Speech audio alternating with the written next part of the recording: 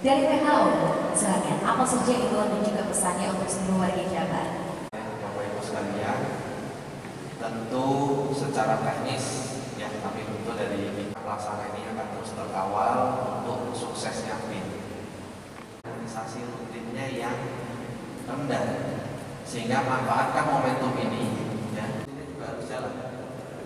Jadi ini adalah bagaimana momentum semua sadar kelumpuhan dan kecacatan permanen bahkan kematian, dan solusinya mudah. Jadi dengan imunisasi rutin, tetes polio atau bisa kita bilang tetes manis, polio kaki sehat, dan seterusnya memberikan perlindungan. Jadi ketika kita berikan imunisasi bukan hanya satu anak yang tidak langsung juga akan mendapatkan perlindungan. Sehingga ini sangat penting sekali untuk kita sukseskan bersama jangka panjang. Kita tidak melihat lagi adanya kualitas. Tetes manis jam-jam kualitas yang luar biasa ya. Kemudian di mana? Mungkin boleh kita sampaikan lebih terakhir deh.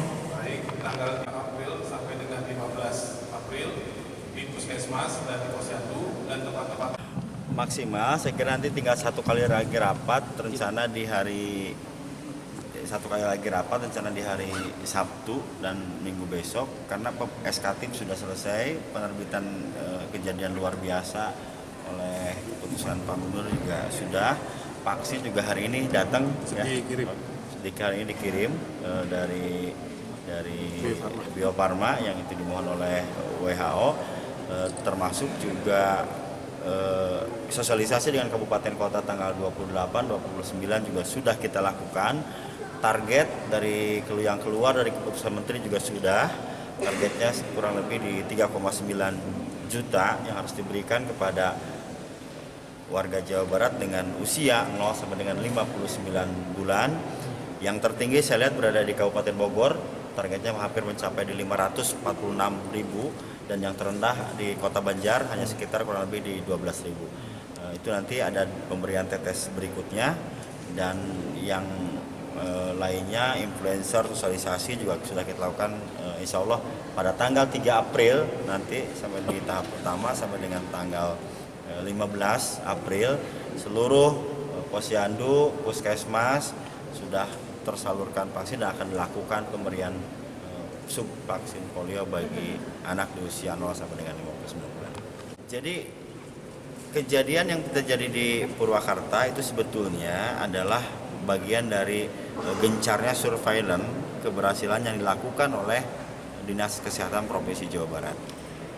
Jadi dari pemenuhan target yang dimohon 2/100.000 penduduk dengan mengirimkan target sampel itu telah dilakukan, yang salah satunya adalah terpenuhi di tahun 2022 ini 19 kabupaten kota, dan di tahun 2023 pasca kejadian Aceh naik lagi targetnya menjadi 3/100.000 sampel, dan seluruh kabupaten kota juga mengirimkan. Lalu ternyata pada tanggal 14 Maret positif ada kasus polio seperti tadi.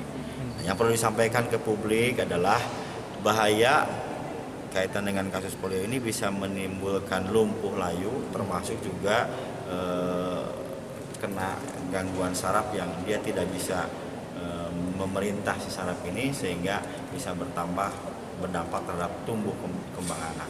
Jadi pastikan kalau anak tidak mengidap penyakit ini, yang mereka tidak bisa mengejar cita-citanya. Itu yang kita harapkan masyarakat tahu bahwa penyakit ini sangat menular dan berbahaya. Maka Jawa Barat dengan WHO dan juga Dinas Kesehatan juga PMUI, kita merupakan bagian dari Pentahelik melakukan gerak cepat untuk penanganan imunisasi. Sudah ditetapkan pada saat kita WHO, Kementerian Kesehatan melakukan audiensi dengan Pak Gubernur langsung menyampaikan dan menugaskan saya sebagai asisten pemerintahan untuk menjadi ketua tim pemimpin ini, dan nanti ketua hariannya adalah Dinas Kesehatan. Nanti ada dari tim perencanaannya yang di dalamnya ada kaitan dengan media sosialnya, ada pencapaian targetnya berapa, dan ada dari tim pelaksanaannya termasuk tim ONEP-nya yang akan kita terus lakukan. Bahkan kita juga mempunyai pemikiran dan juga bagian dari inovasi. Ada rencananya bagi kabupaten kota yang persentase capaiannya begitu gercep, kita akan siapkan hadiah bagi mereka saja. penduduknya. Jadi bukan karena rendah itu, ini karena faktor penduduknya memang sedikit Kota Banjar.